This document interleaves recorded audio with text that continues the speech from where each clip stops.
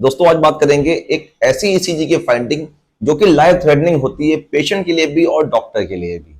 Doctor के लिए इसलिए अगर हमने इसमें लेट करा पेशेंट को रिकॉग्नाइज करने के अंदर तो पेशेंट तो जा सकता है, और पेशेंट अगर चला गया आपके सेटअप पर तो आप समझ लीजिए कि आपके लिए लाइफ थ्रेटनिंग हो जाएगी ये, क्योंकि आप लोग देखते ही हैं ऐसा माहौल है।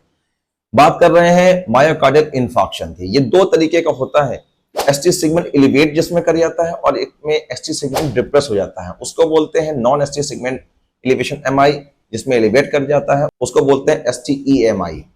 एसटीईएमआई होता है ट्रांसम्यूरल इन्फार्क्शन इसमें बोलते हैं, क्योंकि इसमें बहुत बड़ा एरिया इन्वॉल्व हो जाता है और ब्लड की सप्लाई फुल तरीके से इंटरप्ट हो जाती है, बंद हो जाती है, जिसकी वजह से उसमें क्यू वेव भी जनरेट हो जाती है। इसीलिए इसको हम लोग क्यू वेव एमआई भी बोलते हैं। नॉन एसटीईएमआई की बात कर लें तो ये इसको बोलते हैं हम लोग सब इंडोकार्डियल इन्फार्क्शन। इसमें ब्लड सप्लाई तो इंटरप्ट होती है, लेकिन थोड़ी तरीके से ब्लड इसको मिलता भी रहता है, पूरी तरीके से इंटरप्ट नहीं हो पाती, जिसकी वजह से हम लोगों का इस जो एसटी सेगमेंट है वो डिप्रेस्ड हो जाता है।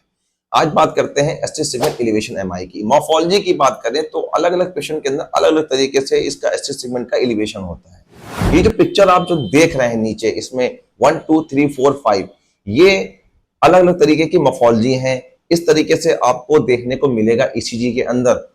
लेकिन जो 1 और 2 और 5 जो देख रहे हैं, इसमें आप देखिएगा पी वेव के बाद जो क्यू वेव जो दिख रही है आपको कितनी डीप है। क्यू वेव डीप होने का मतलब ये होता है कि इस पेशेंट को या तो बहुत ही सीवियर तरीके से एमआई हुआ है, बहुत बड़ा एरिया इन्वॉल्व हो गया, या इसको एमआई हुए 2-4 घंटे हो चुके हैं।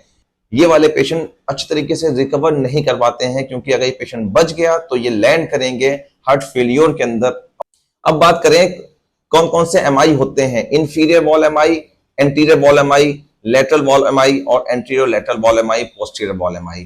कल मैंने जो वीडियो डाली थी उसमें मैंने आपको बता दिया था कौन कौन सी लीड्स इंफीरियर, एंटीरियर और लेटरल को रिप्रेजेंट करती हैं। एक बार मैं फिर बता देता हूं। ये वाली मॉर्फोलॉजी अगर आपको देखने को मिल रही है लीड 2, लीड 3 और एवीएफ के अंदर, तो इसको हम लोग रिप्रेजेंट करेंगे इंफीरियर वॉल एमआई। अगर ये लीड V1 से लेकर V4 तक तो ये होता है एंटीरियर वॉल एमआई।